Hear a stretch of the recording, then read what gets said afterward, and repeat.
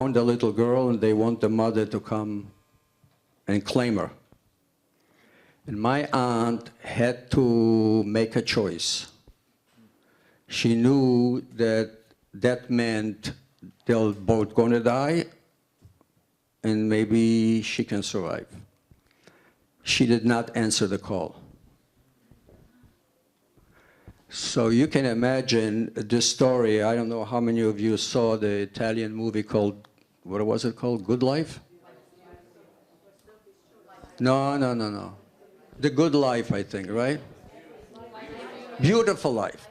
Beautiful Life. Also with a kid in a camp that ended up very nicely. But this is not Hollywood, not a script. That was the way. So this woman and she survived the war in 2 camps, and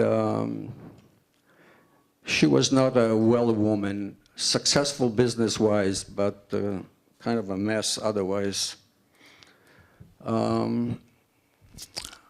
So we were, I was in 46 when I came. My father always thought that Jewish education is important. There was a Jewish community in Tarnów, which was only 12 miles away. I ended up there just for a very short time. I met a 12-year-old kid, exactly my age, that survived the war with his family. His family, he was the only child. His family was mother, father, and the brother of the father. They survived the war literally in the woods. And they had a gun, one gun between them. And they would, at night, show up at farmers' places, and they would try to buy some food.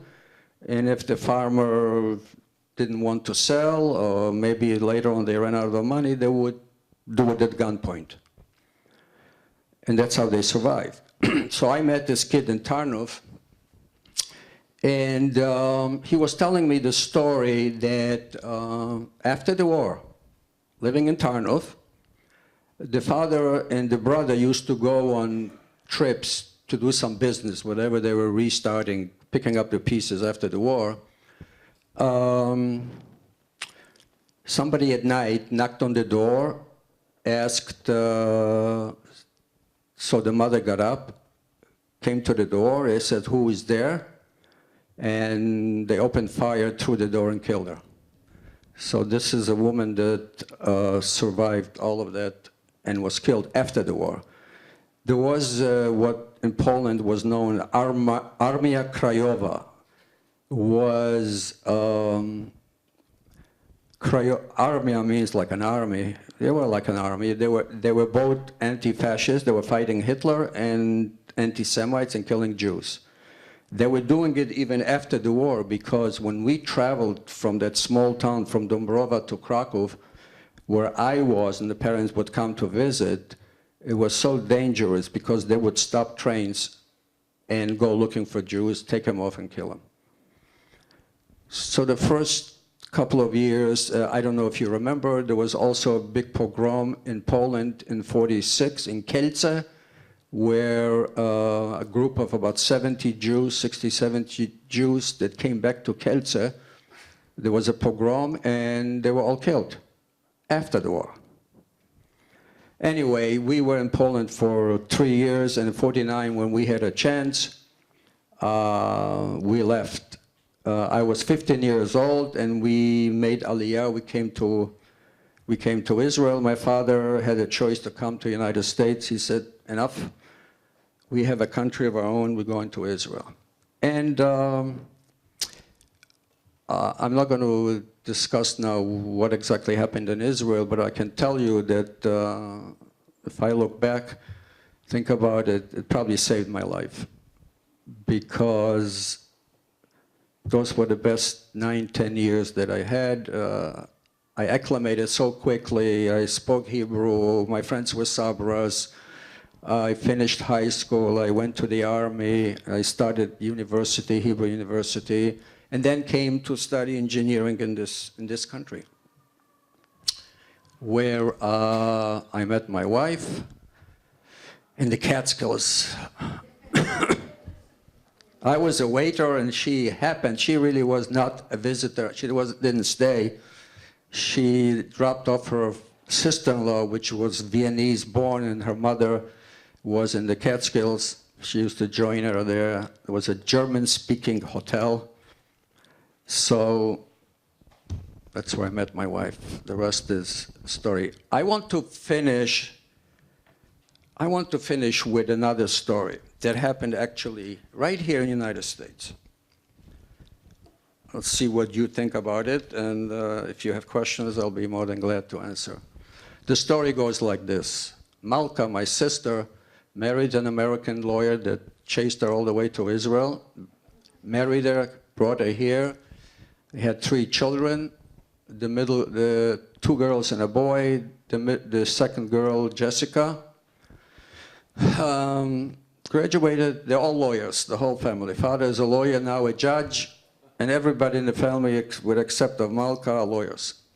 So we used to visit my sister every year, sometimes more than once a year. And on one of the visits, Jessica told me that she is watching a house, a beautiful adobe in Santa Fe. She lives in Santa Fe. She lived there for many years now. And because she has a couple with good friends, and they had to go somewhere, and they asked Jessica if she would watch the house. It turned out it was a beautiful adobe that belonged to an older person. This story is at least over 10 years old, probably more. And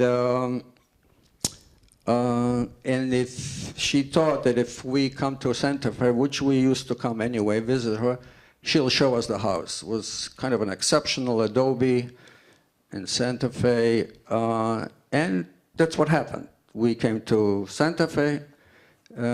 She took us to see the house. It was kind of in the evening. And I remember it was a sprawling place, had to be owned by a quite well-to-do person. And we walked around. And the story I want to tell you is we walked through the dining room, large dining room. I remember a huge table, probably 25 people could sit easily around it. And the only thing that caught my eye, and I was walking on the side of the table, which was very close to the wall, and I saw there were 3 poster-sized photographs. I could tell just by glancing at them that they were done very professionally, black and white. By the time, and I kept on moving, everybody else moved faster. By the time I came to the end of the table, I froze. I said, I can't believe this. So I walked on the other side of the table so I can see all 3 photographs framed all at once. And what I saw, well, to make it a little tougher, I called back in Jessica, my wife, Michelle probably was there. I think you were there. And I pointed to the photographs and I said, do you know what this is? And they said, no. So I said, well, I guess it has to be me, so I'm going to tell you what this is. Those are 3 doors of the Auschwitz furnaces, crematoria doors. I mean, I would recognize it anywhere. The 2 on the side were closed. The middle one, the door was open. I was so taken by it. And then I thought to myself, maybe there is some positive spin on it. But after all, who hangs 3 pictures of crematoria doors in a dining room? She was a well-to-do woman. She was entertaining. I just couldn't explain it. So I told Jessica, when your friends come back, ask them if they know what is on the wall. So they come back, and Jessica called me back, and she said, they don't know. They never thought of it. They saw, she, by the way, this woman had to be a photographer herself, probably. She maybe took it, because I saw quite a few photography books in the house, you know, throughout the house. But she said, when I mentioned to him, she told them what I thought it was, she said, you know, it's strange, because there is a Nazi uniform hanging in one of the closets. The whole regalia, you know, with the bands, with the hat, the pants, the whole works. So she also had a friend at the time. She was dating a young man that happened to be the editor of the Denver Jewish Press or something like that. So I asked her to ask him, maybe he can look into it and find out something about his family, because we obviously, they knew the name. He did, and he found out that that was a Nazi family. They belonged to the Nazi Party in the United States before the Second World War, and probably in the beginning of the Second War. The children belonged to Hitler Jugend, the whole works. So this is right here in the United States. I still, to this day, am thinking maybe there is a positive spin. Maybe the spin is that she was so shocked herself of what she saw. She knew very well what she was taking, obviously. Maybe she did al-khet, you know, confessed. I don't know. Well, I'm telling you the story. You can think about it, and maybe maybe you can decide for yourself. Anyway, I could have told you more about the places. I could have told you more, especially about Israel, which actually was much better experience, and so forth. I think I'm going to stop here, and if you have any questions, I'll be happy to answer.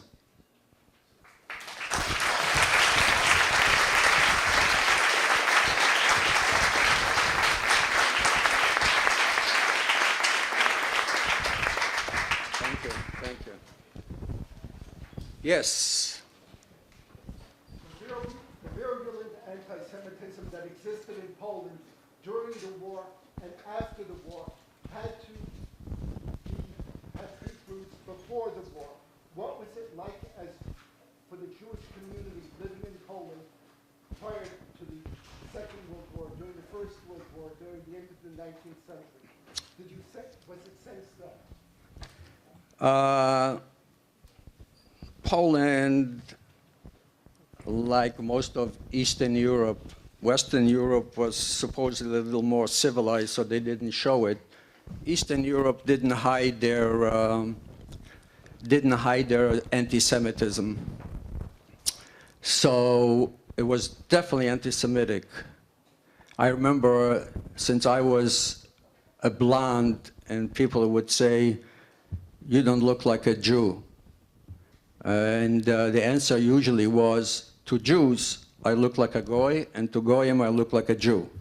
They had no problem of finding me out and chasing me and throwing stones at me. The sermons on Sunday were always, in most places, anti-Semitic. They were full of a few very brave Polish people that hid Jews and helped for really humanitarian reasons. Very few. And the rest, like the people where my family survived in the bunker, did it for money. They took a chance. My uncle, for instance, I told you about the $20 bills. On one day, when he went out, for some reason, the local population thought that he had a gun. He didn't. But he was... Hello? Okay. He was tall, you know, he looked tough. And he was out once at night, he always did it at night, and he came into a place where today you would call it a bar, you know, it was far from a bar on Broadway, but he came in, he ordered a drink. There were 2 German soldiers there. Everybody said, "Hi, Aaron, how are you?" He didn't stay there too long, but he had a drink and left, and nobody bothered him. So these are kind of stories, all kind of stories. Any other questions? Yes. My understanding that after the war, Polish refugees like yourself were given the option to become Soviet citizens if they wanted to, or return to Poland. Is that right? And how many people chose to stay in the Soviet Union? That's a good question, because first of all, it's true, because we knew a family, actually knew him pretty well in Samarkand.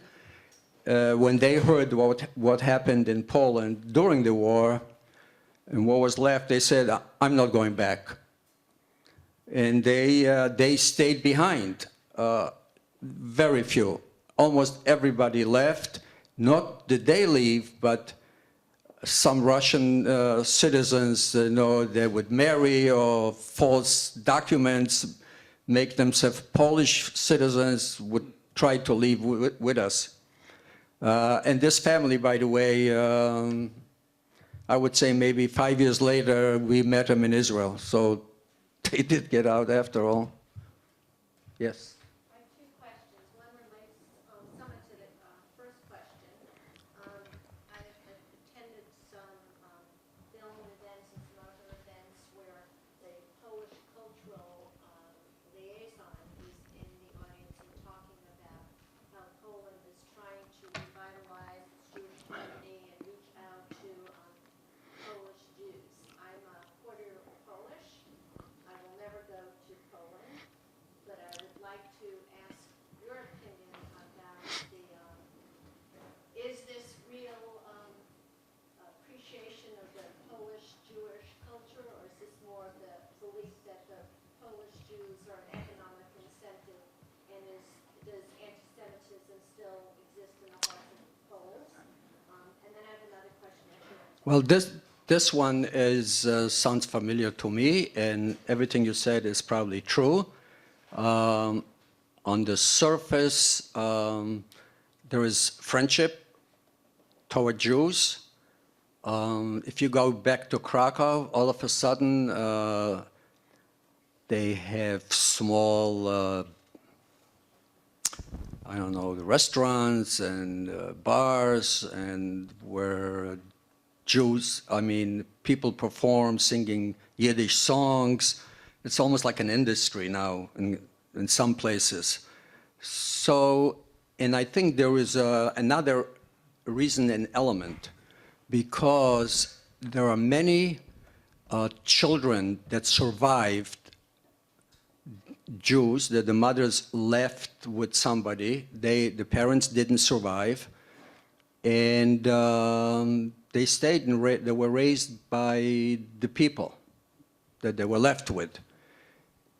And it's almost like a generation now. You hear these stories where these people somehow keep on asking these questions. Something doesn't fit, something doesn't. I think I'm Jewish, and some of them are. Because I remember in Krakow where I stayed in this school, my sister joined me later, we had these kids that came in. I remember Captain Drucker used to travel to places to claim Jewish kids. Some people would know where. I remember little Zelda that came. She was all confused. And then the story I heard from her aunt that found her, that the mother was literally carrying her in her arms, and the Germans were chasing her, or the Polish police working with the Germans. She ran by a farmer in a fence. She threw her over the fence, literally threw her over, kept on running. They didn't see it somehow, and they chased her. She didn't survive, but this little girl survived, and I don't know, throwing her over the fence must have had some effect, because she wasn't old there. There were all kind of stories like that. So I imagine a lot of Jewish kids grew up, you know, and are now coming back, so there are a lot of stories written about it, and yeah. And you said another question? The other question was, I didn't understand why your family was put on a train to go to Russia. Why were you picked up and Shipped? Why we were shipped to Siberia rather than what they told us that we're going to go back? Because we were close to the border. The Russians didn't like to have people that they didn't trust close to the border. In case something happens, they didn't need another headache. In Russia, there was not a problem to pick up 1 million, 2, 3 million people and ship them out. They did the same thing, by the way. There was a big community of Germans that lived in the Ukraine and somewhere in these areas for centuries. They picked them all up and shipped them to Siberia too. And they were really Russians or Ukrainians for generations. Yes? I was in the same situation you were. We fled from Prague east, Zwartwood. And then from Zwartwood, at that time I remember I don't remember, because I'm 2 years old. So I only remember again what my parents told me. What happened was, I think the Russians didn't offer Russian citizenship. And the question was, we had fled from the Germans, should we accept Russian citizenship? Then we'll never be able to leave. It wasn't such a problem. Right. So the question was yes or no. We did. And then we were deported like you in the middle of the night. And we were very close to Yakutskaya Oblast. Oh, yeah. Sure. I definitely know. I was only there a year. My story then was different afterwards. But we went to school. They opened the school for us right away. Yeah. I went to a Polish school too in Samarkand. Oh, Russian school. Oh, I see. You were deeper They in. wanted us to learn Russian. I remember I was in first grade, and they had a third grade. They didn't have enough children for a second grade, so there was the first and the third. I was in Yeah. first grade, so I learned how to write Russian. But it was done very quickly, and they supplied the children in school with what they call the balonkies. Oh, yeah. Which are the boots and clothes. So the big thing was to go to school and get those things. That's Everybody had to. That's true. Let me tell you another story with the bed bugs. And the bed bugs were walking on the wall. well, yeah, you had a wall. We didn't have a wall. We just had logs.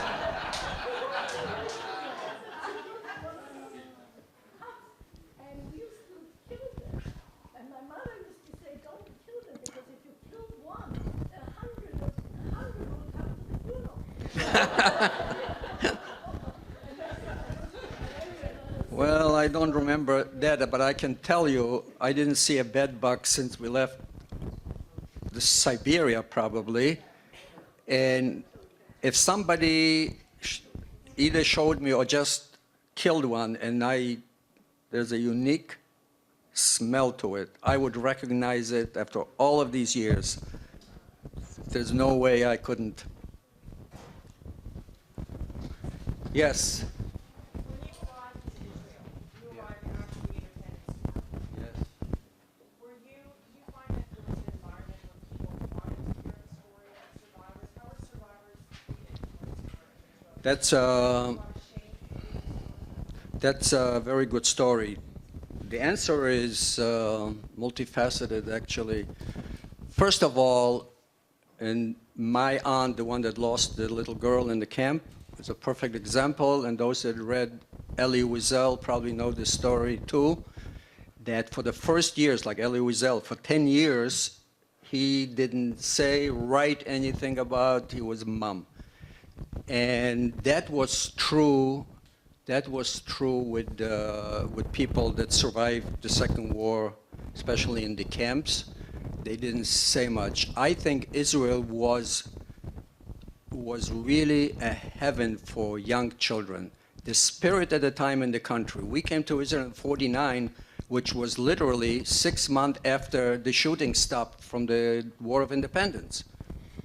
The spirit in the country, you were in your own country for the first time, in 2,000 years. It was infectious. So I read a lot of stories about it, because in the United States, it's almost like an industry now, children of survivors, and, in Israel, this was not a problem till recently. I don't know, maybe now, maybe it's a problem, but I never really even considered myself, since I was a kid, 15 years old, I was still a kid, and I never thought of myself even as a survivor. I was an Israeli.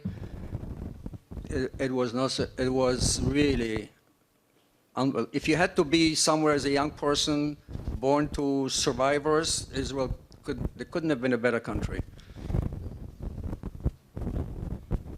Thank you very much.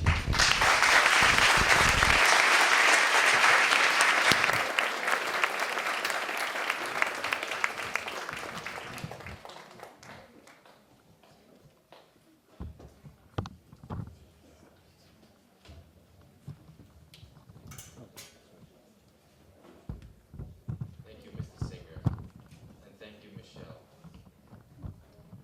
At this point, we'd like to, some of you have a candle at hand. If you can reach down, and nobody carries matches anymore, so we'll start it and pass it along.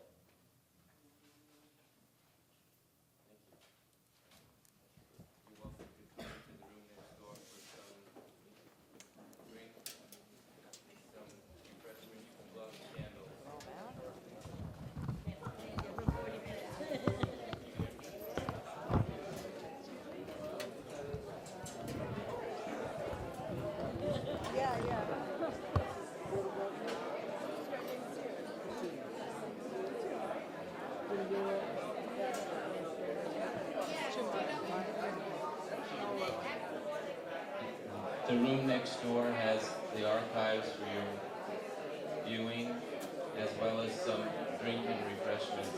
Please join us next door. David. Ginger ale. I went to, if I was to ask you the family name, is there any way that you would know the family? There's Walter. Spolter?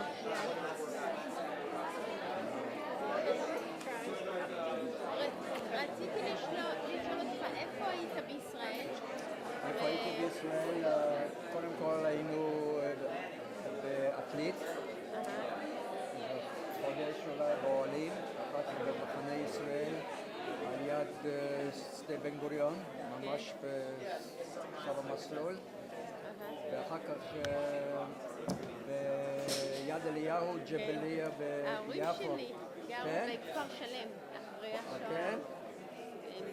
אבא שלי היה בדאחה ובמידן, כן. ואימא שלי מגליציה, אבל היא שרדה כנוצרייה, קיבלה כן. נרוץ. היה לו מזל. הייתי בכפר נוער הדתי, שזה כמו קיבוץ, על יד כפר החסידים ביד חיפה. אז הייתי שם כמה חודשים, ואחר כך עברנו לתל אביב, אז אני התחלתי תיכון. אז קראו לבית ספר לא קיים יותר, מונטיפיורי, בית ספר מונטיפיורי, על יד מגדל שלום. אני הלכתי לחדם, זה היה כמה רחובות עם אותי. אני מכיר את תל אביב, גדלתי, אחר כך עברנו צפונה. הקליר, הקליר הדסה, איפה שגן החיות היה פה, ממש בפינה. שדרות בן גוריון ושלמה מלך. נכון, ושם היה שם קיוסק של האח של בן גוריון. שזה היה אח של בן גוריון? זה היה אח של בן גוריון. זו הבת? שנה מדברת גם כן עברית. יפה. השנה היא מתגוררת בקשר. היא הייתה פה אז הנכדים שלך פה. יש לך משפחה בארץ? כן, אמא שלי ניצולת שואה גרה בתל אביב. היא היא עדיין הייתה, פה? היא באה לפה ואחרי זה חזרה. שומרת על הארץ. גם ההורים שלי שמרו על הארץ עד לפני. אמא נפטרה ב-96, ואיפה ואבא... הם גרו? הם נשארו בארץ. הם אז גרו רק שם, אתה גר. בדירה הזאת. ביד אליהו. לא, בגן חיות. הגן חיות היה קיים. עוד אני. Are you proud of your grandfather? Yes! Yes, Meg! You hear me? כן.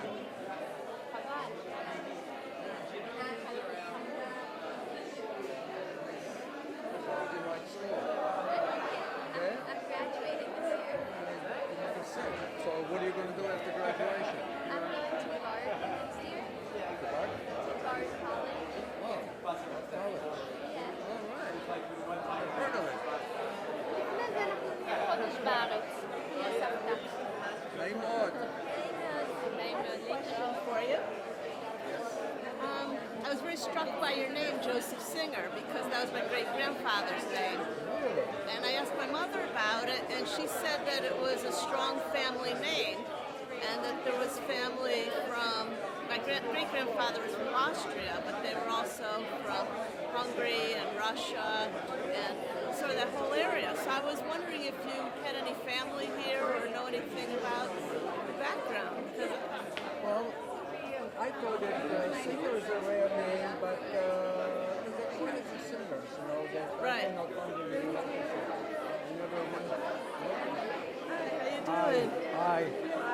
I just want to thank you so much. My father's also a survivor. He's from Krasny, from Poland. He's now, yeah, my parents did the same. Okay. Yeah, where are you from?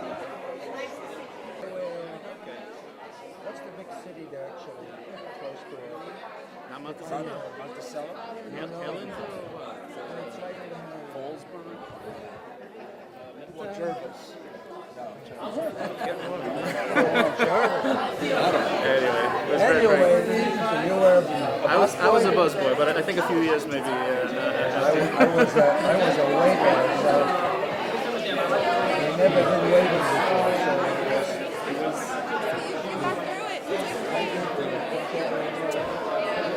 Very good. Thank you. Okay. Thank you. I really appreciate it. I really enjoyed that. That family in Santa Fe? Santa Fe. Now, who was that? I missed maybe that In little bit. Albuquerque is my Right. sister Malta. This little girl Right. that was 20 months old in the world. Right.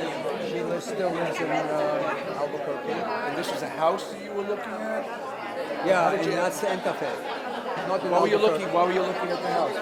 Because my niece, Jessica, called me and said, I'm taking care of a house. She's taking care, and it's a beautiful adobe, and if you come, I'll show it to you. That's all. That's all. When you say she's taking care of it, what do you mean by that? She had friends that were literally taking care of it. Lived there when the woman was not there. She wanted somebody in the house. Oh, I got it. Looking at the Looking garage. after. I got it. And then you found out the people who inhabited it may have been not kosher. So. Well, they didn't know either. Her friend. They didn't know that she was a Nazi. Right. That's a shocker, right? I can't believe you recognize that. Like immediately. But my father was in Auschwitz. I say, that's Really? what brings me in. My father was from Poland, and he was in Auschwitz. He was in I think which one? Machen. He was from Lublin, Proshnik. What was the other one? The one right. The cities had the Krakow had one. Right. No. What is it called? No, not Birkenau. It was. It was a very Buchenwald? Not Buchenwald. No. It'll come to me. And then he went to Auschwitz and he escaped. When the Russians were coming. Treblinka, Mautow. The one right. It was right on the Russia. It was in eastern Poland. That was one probably next to Auschwitz. It was the worst one. But then you end up in Auschwitz. In the winter of January '45, the Russians were coming. Of course. So they abandoned Auschwitz in a sense. I don't know if he really escaped from Auschwitz. He jumped off the train when they were going to Gleiwitz. They were taking. They were still transferring to Gleiwitz. He jumped off the train. And he managed to. He ended up hiding in a German farm. And then the Russians picked him up and he joined the Russian army as a Polish interpreter. Really? And then they gave him a furlough. He was still in the Russian army. And he never came back. They're still looking for him. He's dead, but you know. They're still looking. Then he ended up in Italy. Yeah.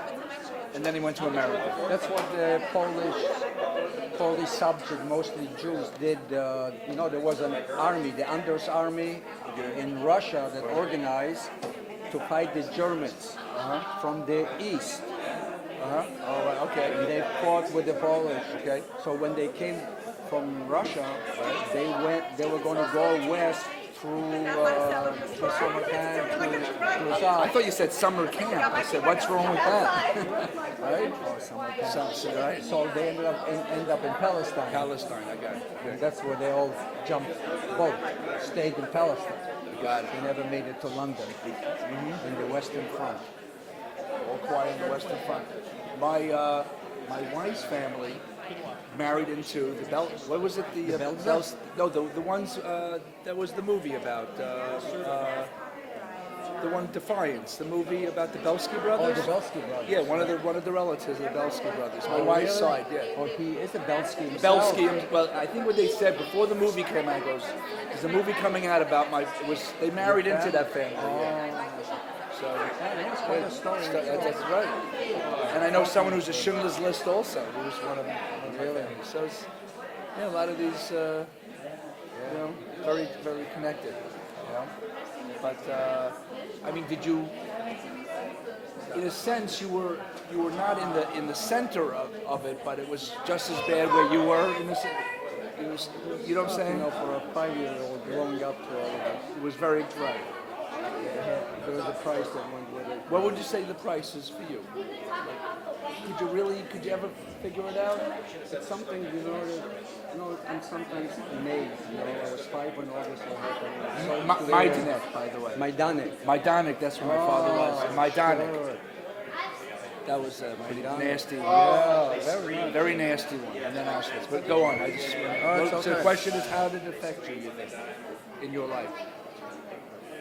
You would have to talk to my children, really. You can't. You mean it's too close to you because it's you. It's too close to me. It had to, look, how can it not? Oh, well, I'm sure. Was it right? I knew where my parents went through. I know how it affected them. Right. Are Everybody you sadder? around Are you? Because some people get affected really obviously. I was lucky in a way that I did come to Israel. I was lucky that I married my wife. Right. So maybe you couldn't be anything without all the experiences. But now when I look at my grandchildren, this is my oldest, kid, Right. and so So right, you got to count your blessings.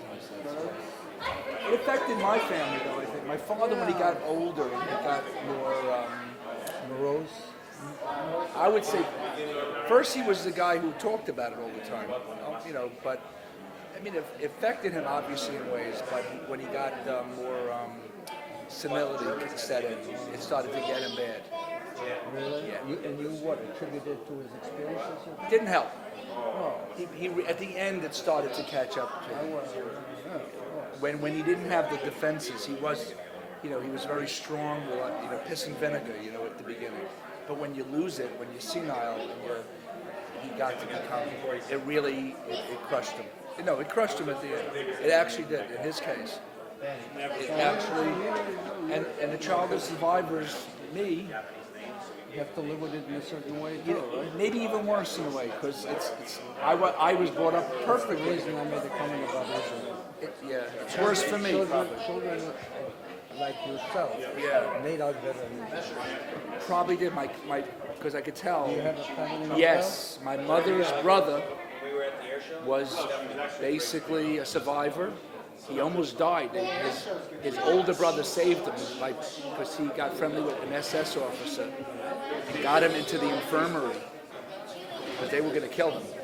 And he got him to because he was like the nurse, Similar story. and he saved his life. My older uncle, who just lived here up by Columbia University, just died at like 95 years old. His other brother went to fight in the independence war of Israel. Yep, 1948. And he's there now. I saw him last year. He's like good shape, 85-year-old. His kids are much different. He's different. His kids are different. Everybody's different. He's totally The children like it happened 2,000 years ago. Their problem is maybe the Arab-Israeli Yeah, thing, but it's a that's separate something thing. else. It's a separate- Mine is much more insidious. Much more. It's like a virus in a sense. 'Cause, you don't. That's what I said. Yeah, it's very bad. If you grew up in Sure. Israel, you would have been different. You would have been just like your cousins. Yeah, they're better in that respect. Yeah, absolutely. All right, look, thank you very much. I appreciate it. You're welcome. So you have your kids go to HaShoah? Your grandchildren? Two grandchildren, Yeah, my daughters go to the high school. Yeah. You look so young. The kids are 16. I'm getting older. Yeah, I'm getting older. We're all getting older. Thank you. Thank you very much.